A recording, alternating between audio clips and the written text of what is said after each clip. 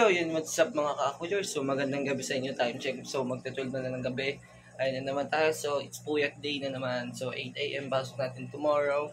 So, nakikita nyo guys yung bago nating tank. So, soon lalagyan natin yan ng mga firecracker guys. At ipapakita ko sa inyo yung mga fry ng firecracker ko guys kung gaano kadami.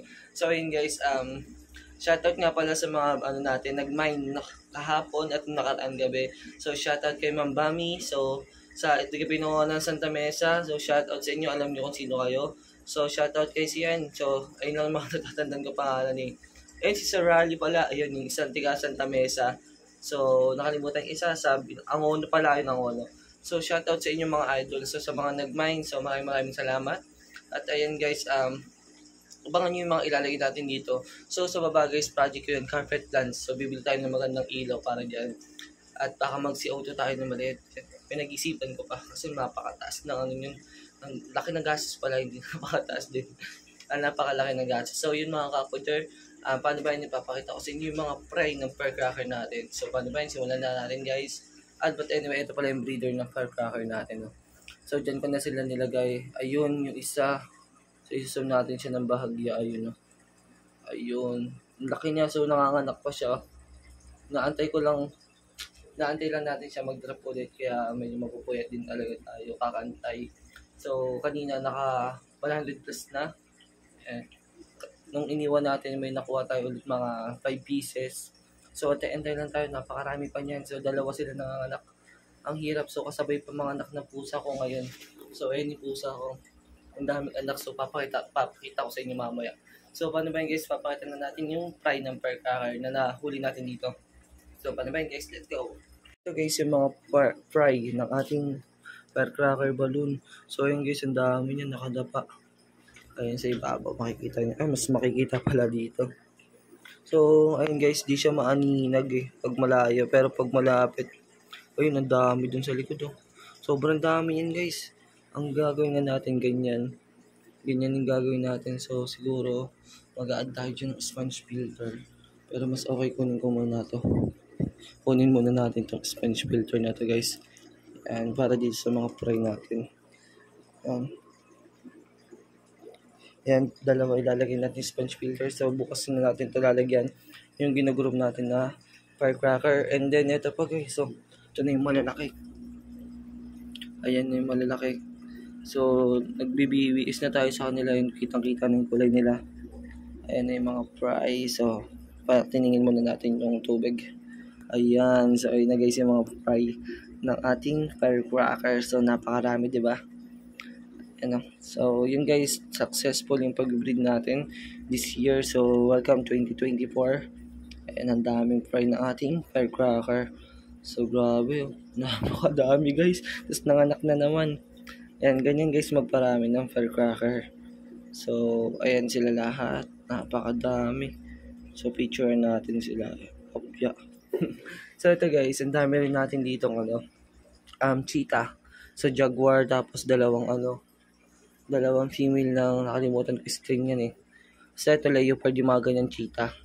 And then, sunkiss guys, sunkiss tuloy. Yung mabungki, nabili na sa atin, 1.5 trio with freebies ng Peter. Then, mga firecracker guys. So, sa mga gustong bumili ng firecracker, dami ko pa guys, female. Grabe mga anak to. So, nasa lahi na talaga nila yung madami mga anak. Ayun. So, puro babae na lang tayo. Iisa na lang yung male natin. And then, ayan, yung black hamburger natin, napaka-rare, napaka-mahal. Ayun, ang babait niyan guys. Kala pagkain to. Ayun. So, ganyan ako guys mag-train ng mga fish ko. Ayan. So, ayun na. Ganyan ko lang tinitrain yung mga fish natin. So, lahat naman guys, maamo sa akin dito. Tatulad nito, ayan o. O, diba? Ayan. Kasi alam nila na magbibigay ako ng pagkain pag ganyan. Pero nalilin lang ko sila. Ito kasi mga busog na yun. Daming tubi yun.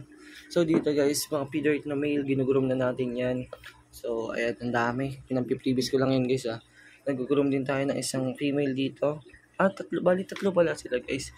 Nilipat na pala ng airpot ko yung PKBM Blue Eyes. Short body, compact, ayan. So, ito yung freebies ni ma'am. Isang trio ng feeder. So, dito guys, wala nakalagay eh. So, baka lalagyan natin yan. Ito pinapaanak tong Goldas. So, wala pang fry. Itong cheetah, pinapaanak din. So, ito din nga mabungki na isa. Laki oh. Pinapaanak na din guys. So, dito naman tayo guys. Dapat di ba nakalagay dito yung mga goldfish natin. Ngayon wala na yung goldfish dyan. Ang nakalagay dyan lahat. Red chili, balloon platy. Ayan. So, kamukha talaga siya ng firecracker guys. Pero sobrang lalaki na nito. So, halos kasing ganda talaga siya ng firecracker guys. Ganyan ko sila binobomba. So, punong-puno yung tubig niya na nakaraan. Tingnan niyo naman guys, third day ng tubig. Halos lumaki na lahat sila. Wala talaga nababansot dito guys. No? Pantay-pantay yung laki nila dahil sa tubig. Kasi pag busog na yung malalaki, maliliit naman tumitira. And then dito guys, balik tayo sa ating breeder. So, ayun, manganak pa yan. No? Ganyan siya guys, lumbay lagi. Lumbay mga anak. So, antayin natin siya matapos. So, andun pa guys yung isa yun. Ayan. Meron pa yan eh. Hanapin natin yung mga prey mamaya. So, dapat kasi guys maagapan. Katulad kanina, bigla siya nanganak dito, ililipat ko pa lang. Hinayaan na namin kasi may stress siya. Ganun guys, dapat once na nanganak ng isda nyo, hayaan nyo na para madami ilabas na prey. Tulad nito, ayan, ang dami nilabas niyang bago. Tapos dito rin guys, ang lalaki na. Diba? So, yun lang mga kakuya. Nagpakulo na ako ng BBS para sa kanila dito. So, ito yung naunang anak. So, ito yung pangalawa. So, di natin yung pinupost. Binibidyo pala. So, inayaan mo natin silang lumaki. So, ayun guys, successful. Malalaki na sila. So, next 2 months, makapag-out na tayo.